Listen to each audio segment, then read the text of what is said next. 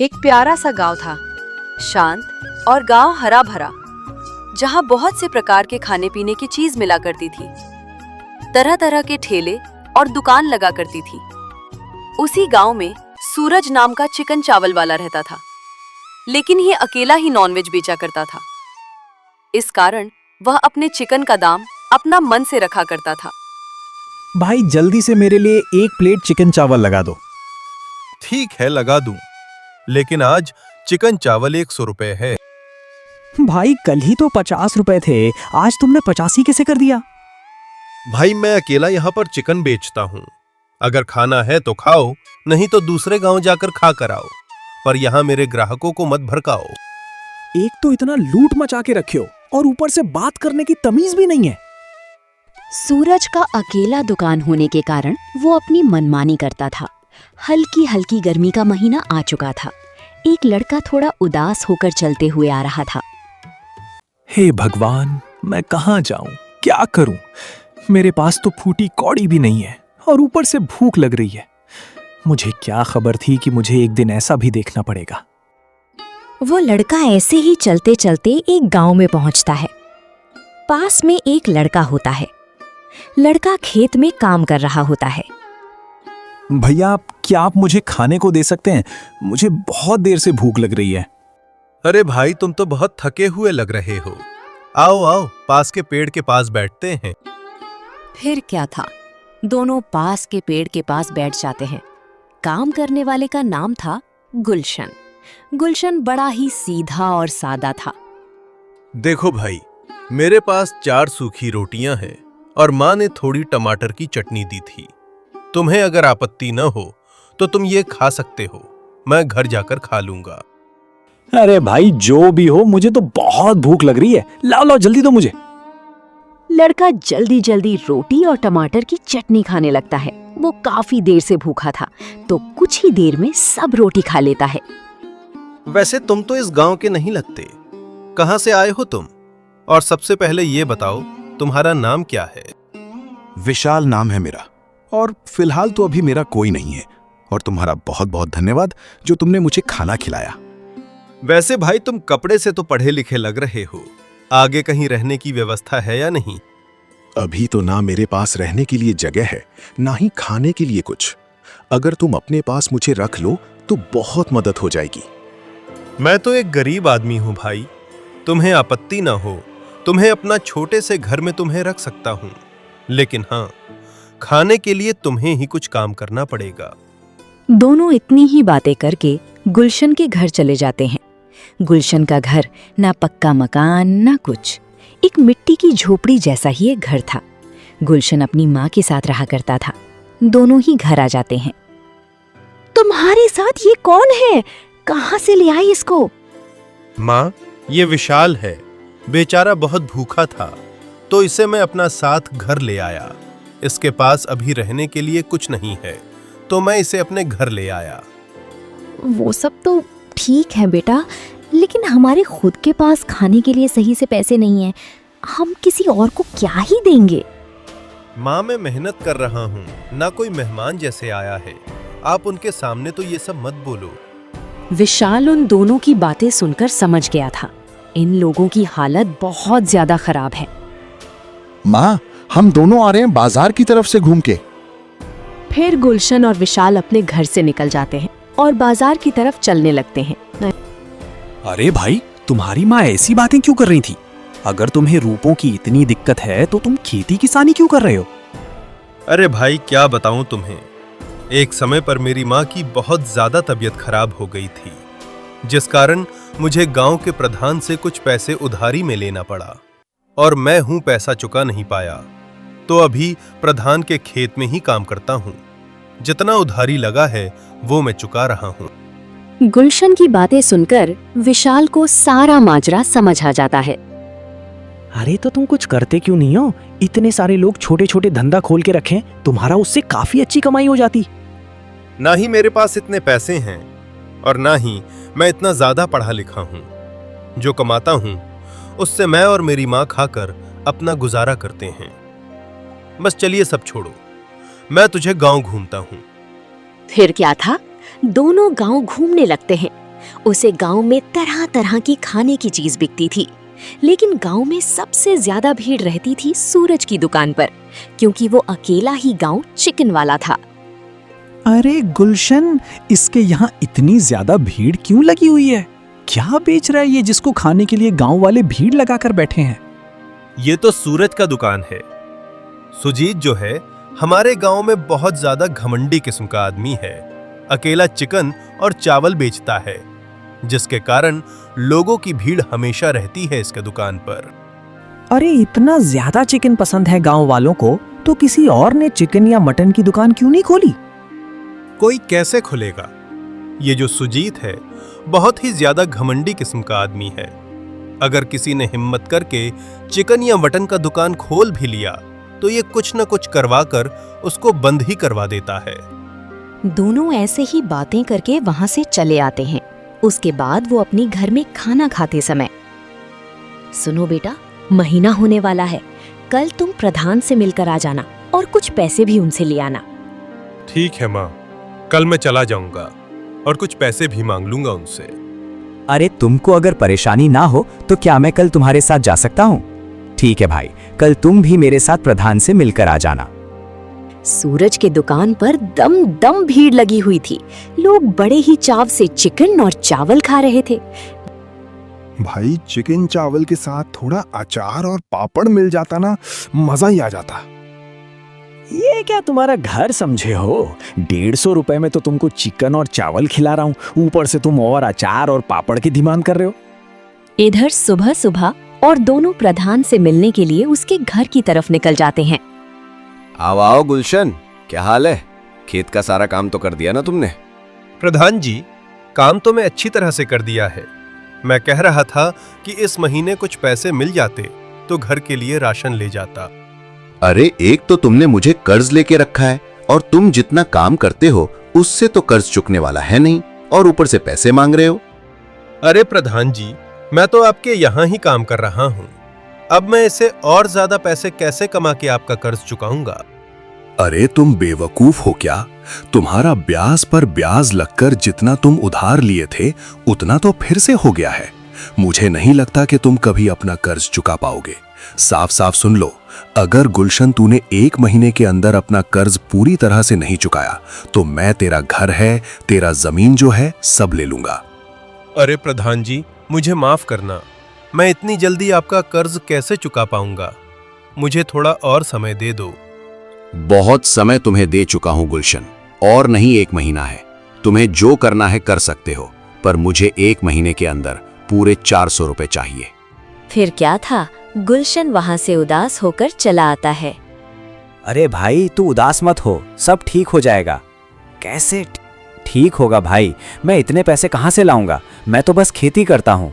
खेती करके तो इतने पैसे नहीं कमा सकते, हमको कुछ और धंधा करना पड़ेगा। देख, मेरे पास एक आइडिया है। मैं जब से आया हूं देख रहा हूं तेरे गांव में चिकन और चावल वाले के ठेले पर बहुत ज्यादा भीड़ रहती है। अगर हम कुछ करके भी चिकन चावल का दुकान खोलें तो भी वो सूरज बंद करवा देगा। अरे हम कॉपी करेंगे तब ना बंद करवाएगा। वो तो बहुत ज्यादा महंगा बेच रहा है अपना चिकन चावल, लोगों खा नहीं पा रहे हैं और बहुत सारे ग्राहक बिना खाए चले जा रहे हैं। ऊपर से एक ही का दुकान है। हाँ, तो तेरे दिमाग में क्या चल रहा है? जल्दी जल्दी बोल। चिकन पाव मसाला, चिकन के साथ पाव भाजी, ये तो किसी ने सुना भी होगा। वाह भाई वाह, तेरा दिमाग तो बड़ा तेज चलता है। चिकन के साथ पाव भाजी, गांव में इतना चिकन खाते हैं। हमारा भी एक दुकान हो जाएगा तो हम बहुत कमाई करेंगे और जल्दी प्रधान का सारा कर्जा चुका देंगे। तो फिर पक्का हो गया, अब कल से ही हम चिकन पाव मसाला बेचेंगे। हमारा ठेला इस गांव का सबसे खास ठेला बनेगा। लेकिन भाई, हमारे पास इतना पैसे कहां से आएंगे? ठेला खरीदना है, सामान खरीदना है, कहां से आएगा? तू चिंता मत कर, मेरे पास एक सोने की अंगूठी है, इसे बेच देंगे आराम से, सब सामान आ जाएगा। अरे तेरे पास सोने की अंगूठी कहाँ से आई? देख भाई, उसके बारे में तो मत सोच, ये बस मेरा है। इसको बेचते हैं सोने की दुकान पर और फिर सामान लेके दुकान चालू। दोनों दोस्तों की आंखों में बस अब एक ही सपना था, अपना ठेला, अपना हटके रेसिपी और प्रधान का सारा ब्याज चुकाना। फौरन सोने की दुकान पर जाते हैं और सोने की अंगूठी को बेच देते हैं और उसे जितना भी पैसे मिलते हैं पैसों से बाजार जाकर चिकन और पाव लेकर अपने घर पर आ जाते हैं। अगले ही दिन सुबह से ही दोनों ने मिलकर चिकन बनाने में लग गए। चिकन मसाले, तेल सबको अच्छे से मिलकर उसे पकाने लगते हैं। कुछ ही देर में उनका चिकन पाव मसाला बनकर तैयार हो गया। अरे भाई, क्या ही स्वादिष्ट बना है। मैं तो अपने जीवन में पहली बार चिकन पाव मसाला खा रहा हूँ। मन कर रहा है सभी खा जाऊं। खा लेना पहले, बेच तो देते हैं, जितना बचेगा आखिरी में तू ही खा लेना। दोनों ने जल्दी से अपना ठेला सजाया और गांव के चौराहे पर अपना ठेला लेकर पहुंच जाते हैं। आओ भाई आओ, चिकन पाव भाजी मसाला, चिकन के साथ पाव भाजी मिलेगा। विशाल की बातें सुनकर गांव वाले रुक रुक कर देखने लगते हैं और चिकन का नाम सुनकर सब लोग उसके ठेले पर आने लगते हैं। अरे भाई, पहली बार सुन रहा हूँ मैं, पाव भाजी में चिकन। अरे गांव में तो एक ही चिकन चावल का दुकान है, वो भी बहुत महंगा देता है। तुम लोग बताओ कितना बेच रहे हो एक प्लेट? भैया बस एक प्लेट का 50 रुपए। आप अगर 2 प्लेट खाओगे तो पेट भी भर जाएगा। अरे वाह भाई, फिर लगाओ हम दोनों के लिए एक प्लेट। दोनों दोस्तों ने झटपट प्लेट तैयार की और उनको थाम दिया। वो दोनों खाने लगते हैं। अरे वाह भाई, चिकन और पाव भाजी का जो मेल है, मजा ही आ रहा है। अरे भाई, ये तो सच में अलग ही स्वाद है। ऐसा डिश कभी नहीं खाया। उसकी बातें सुनकर आसपास खड़े लोग भी आने लगते हैं। थोड़ी देर में ही उसके ठेले पर भीड़ लग जाती है। भाई मुझे तो 2 प्लेट दे दो। शाम तक ठेला पूरी तरह खाली हो गया। मेरे लिए तो कुछ भी नहीं बचा, सब बिक गया। आज कमाई तो हुई है ना, कल सुबह तुम सबसे पहले खा लेना, फिर बेचेंगे। बाजार में हलचल मची हुई थी, लेकिन सबसे ज्यादा भीड़ विशाल और गुलशन के चिकन पाव मसाला के ठेले पर लगी हुई थी। वहां खड़े लोग चिकन पाव मसाला का स्वाद ले रहे थे और ये बात सामने अपनी सुजीत के दुकान में बैठे घोटी आंख नहीं सुहा रही थी। इतना अच्छा खासा मेरा काम चल रहा था, ये मेरा धंधा चलने नहीं देगा और अपना खुद का चिकन पाव मसाला का दुकान लगा लिया है। आखिर सूरज को तो पता चलना ही था। सूरज गुस्से से गुलशन के ठेले पर जाता है।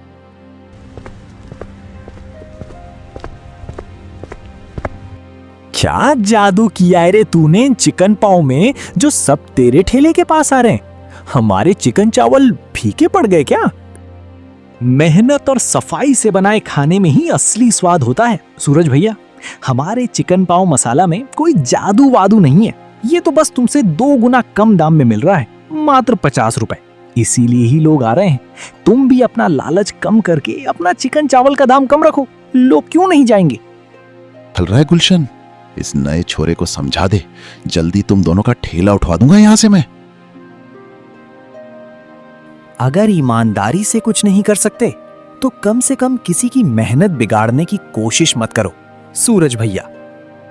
सूरज गुस्से में भुनभुनाता हुआ अपनी दुकान पर चला गया। लेकिन ये पहला नहीं था। जब भी कोई दूसरा चिकन या मटन का दुकान खोलता तो किसी न किसी तरीके से सूरज उसे दुकान को बंद ही करवा देता। देख भाई, मैंने कहा था ना, ये सूरज हमारा दुकान नहीं चलने देगा। बहुत ही लालची आदमी है, अपना दुकान के अलावा किसी का चलना नहीं देता। अरे भाई तू चिंता मत कर, मैं हूं ना। और 2-3 दिन बस, काफी पैसे जमा हो चुके हैं। हम प्रधान का जितना भी बकाया हुआ है सब चुका देंगे। अब से रोज गुलशन के ठेले पर बड़ी लंबी लाइन लगती थी। उसकी दुकान की चिकन पाव मसाला का दीवानगी दिन ब दिन बढ़ता ही जा रहा था और सुबह से शाम होने तक उनका सारा चिकन और पाव बिक जाता था। वाह भाई वाह, जो भी तुम्हारे चिकन पाव मसाला खाएगा दोबारा आए बिना तो रह ही नहीं पाएगा। तुम दोनों का चिकन पाव मसाला इतना खास कैसे है? क्या डालते हो इसमें? मेरा बेटा तो बहुत जिद कर रहा है खाने के लिए। हाँ, डालते हैं ना दीदी, हमारी दोस्ती का प्यार जो डालते हैं इसमें। दीदी, आपके बेटे के लिए 1 प्लेट चिकन पाव मसाला हम दोनों की तरफ से बिल्कुल मुफ्त। आप दोनों बहुत ही अच्छे हो, आपका धन्यवाद। उसके बाद विशाल ने उसे औरत को चिकन पाव मसाला पैक करके दे दिया। ऐसे ही कुछ दिनों बाद उनके काफी पैसे जमा हो चुके थे।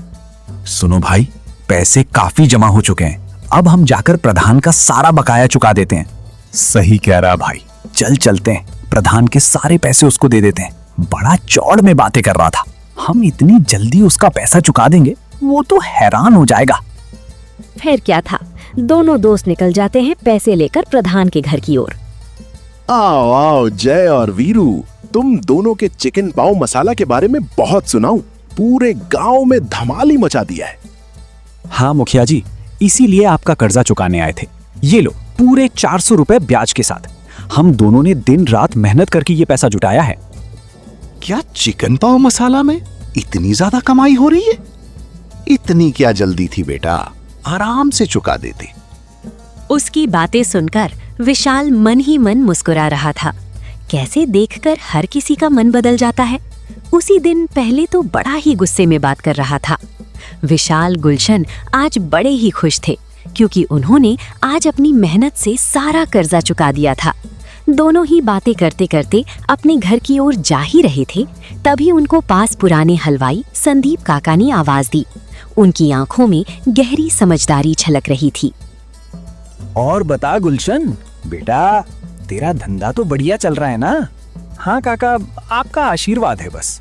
लेकिन याद रख बेटा, हर चमकती हुई चीज सोना नहीं होती और हर कामयाबी के पीछे बुरी नजरें भी लगी रहती हैं। काका आप कहना क्या चाहते हैं? कुछ नहीं, बस इतना समझ ले कि शोहरत के साथ दुश्मन भी आते हैं बेटा। काका आप पहेलियां क्यों बुझा रहे हो? साफ साफ बोलो ना। मैं भी एक समय पर बिरयानी का दुकान खोला हुआ था, पर उसे सुजीत ने चाल चलकर मेरी दुकान को भी बंद करवा दिया। इसीलिए बोल रहा हूं, थोड़ा संभल कर और अपना ध्यान रखना। उसके बाद दोनों ही अपने घर आ जाते हैं और इधर सुजीत अपनी चाल चल रहा था। ए कुणाल, इधर आ। पूरा दिन मेरे आज मैं तुझे काम बता रहा हूं, इसे अच्छे से करना, समझ गया? अरे मालिक, एक पाव मसाला वाला है ना, उसके ठेले। अरे टेंशन मत लो मालिक, ऐसी जगह पहुंचा दूंगा कि आप भी बोलो। ठीक है मालिक, मैं जाता हूं।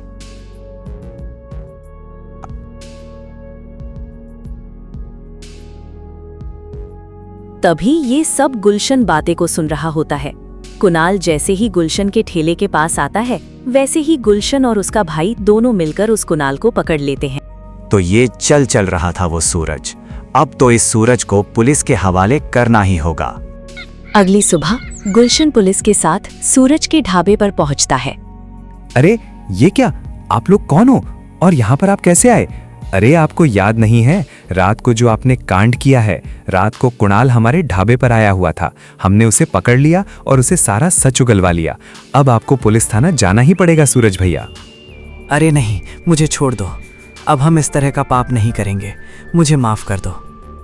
और इस प्रकार सूरज को पुलिस ले जाती है और इधर गुलशन और उसका दोस्त खुशी खुशी अपना ढाबा में चलाने लगता है और चिकन बाव मसाला बनाने लगता है।